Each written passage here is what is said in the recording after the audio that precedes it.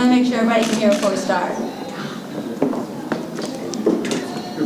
Yeah, the music's still on.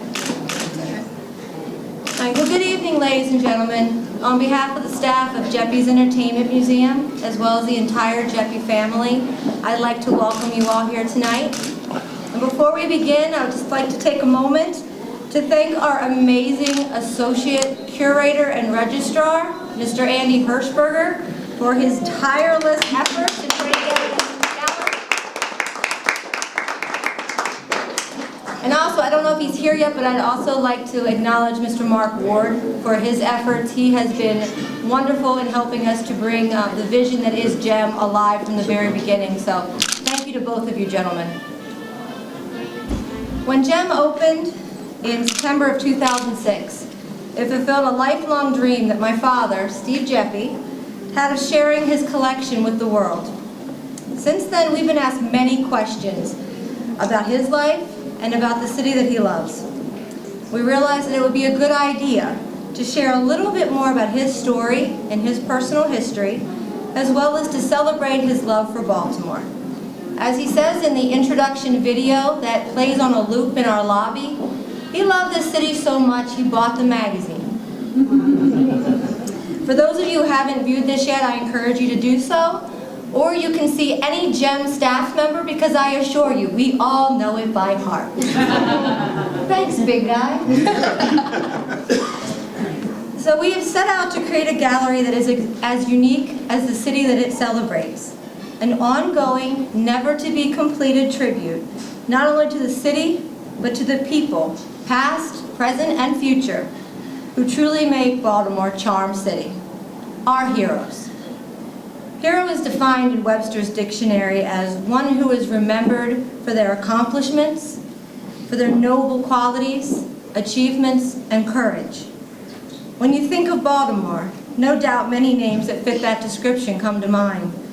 Selfless humanitarians like B. Gaddy, brilliant surgeons like Ben Carson, creative forces like John Waters, Barry Levinson, Tom Clancy, or Tony DeSales. Musical geniuses like Billie Holiday, Cab Calloway, or Frank Zappa. Olympic athletes like Michael Phelps or Kimmy Meisner. Or perhaps it's the businesses that are backed by such individuals that you think of, like McCormick, Domino Sugar, Natty Boh, Cafe Hun, or Charm City Cakes, which not only gives us delicious and delightful cakes, but also gave us a television show that proved to the world that Baltimore is not just defined by The Wire. And speaking of television shows, what about the shows you may have watched as a kid? Shows like Romper Room, or Professor Cool and his Fun School. Speaking of Professor Cool, I know that John Zeman is here tonight. And I want to let him know that it was just yesterday that I discovered that it was him in the outfit as Miss Spiderweb. So I would just like to thank him personally for the terrifying 3 years between ages 3 and 6 that I spent with a blanket over my head running upstairs, because you see, I was convinced that Miss Spiderweb either lived under our steps or in the closet across from them. So thank you, John, for the memories and the cardio. As I said, a hero is remembered for their accomplishments, their noble qualities, and courage. Tonight I would like to tell you about 4 such heroes, and I want to dedicate this night and this gallery to their memory, because it was within the past year that we have had to say goodbye to them. But tonight we do not mourn them, but rather we celebrate them and their legacy. Later this evening, after you've had a chance to view our new gallery, I would like you to gather again with us so that you could hear from the family of the 4 heroes that I'm about to tell you about. When GEM first opened, many faces passed through these halls. But one face will stay in my memory forever. It's the face of a beautiful little girl who had a smile that could light up a room. To look at her, you would never know that she was fighting a battle that would have brought most adults to their knees. And yet, just 9 years old when we met, this amazing little girl possessed a grace and strength that was beyond her years. Not one to wallow in self-pity, Mackenzie Stuck had courage, and she wanted to share her optimistic can-do spirit with others. She loved her family and her friends. Mackenzie left everyone she met inspired and a better person for having met her. Her smile was like pixie dust. And even when she discovered that she would not be able to win her battle with cancer, she continued courageously to help others to cope and to enjoy every moment to the fullest. In her far too short 13 years, she encouraged and consoled and reminded others to believe. Mackenzie Stuck is a true Baltimore hero. You may have noticed that our museum is adjacent to the greatest ballpark ever built, Oriole Park at Camden Yards. And when you think of the Orioles, you might think of Brooks Robinson, Boog Powell, or even the Iron Man himself, Cal Ripken Jr. But did you know that Kyle is not the real Iron Man of the Orioles? No, there was a man who was even more reliable and dependable than Cal. Ernie Tyler began working for the Orioles in 1954 and became the umpire attendant in 1960. And the streak began. 3,819 games later, it was only interrupted in 2007 so that he could attend Cal's Hall of Fame induction in Cooperstown. You know, there are a few things that you can count on in this world, but Ernie Tyler could be counted on. Just ask his wife or one of their 11 children. Yes, that's right, I said 11. That alone makes him a hero. And since his passing just last month at the age of 86, he is greatly missed.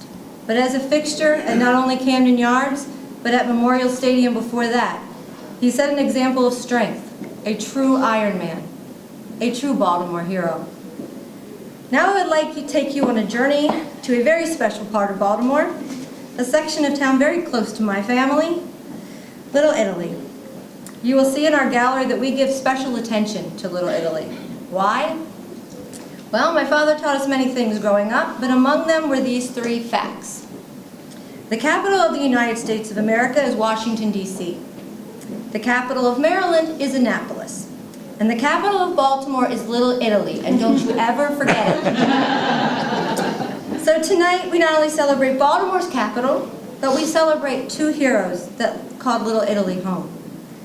If you've ever visited Little Italy on a balmy summer night, you might have seen a movie playing on the side of a building, projected from the upper window of John Pente's home. What is now the Little Italy Open Air Film Festival, this celebration of movies and community, would never have been possible without the generosity of John Pente, who opened his heart, his home, and his window. John Pente was a fixture of Little Italy. All you had to do was visit him on his bench. He was defined by his kindness and his hospitality. He loved Little Italy, he loved his friends, and he loved his family. A noble man whose giving spirit can be celebrated each summer, al fresco, in the streets of the neighborhood where he spent his 100 years. An example to us all, a true Baltimore hero. Also growing up in our city's capital of Little Italy was another great man, Cosmo Michael Geppi Jr., known affectionately to his family and friends as Tootie. Tootie was a man who truly knew what was important in life, and that was his family. He loved his family, and to know Tootie was to love him too. Never one to take himself too seriously, and never one to let anyone else take themselves too seriously.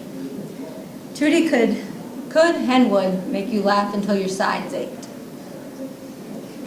He was a loving husband to Diane, a dedicated father to Steve and Christine, and an unforgettable poop pop to Caden and Tatum.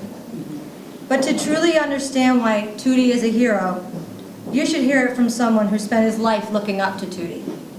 So at this time, I would like to introduce you to our host for this evening, Tootie's little brother, Steve Geppi.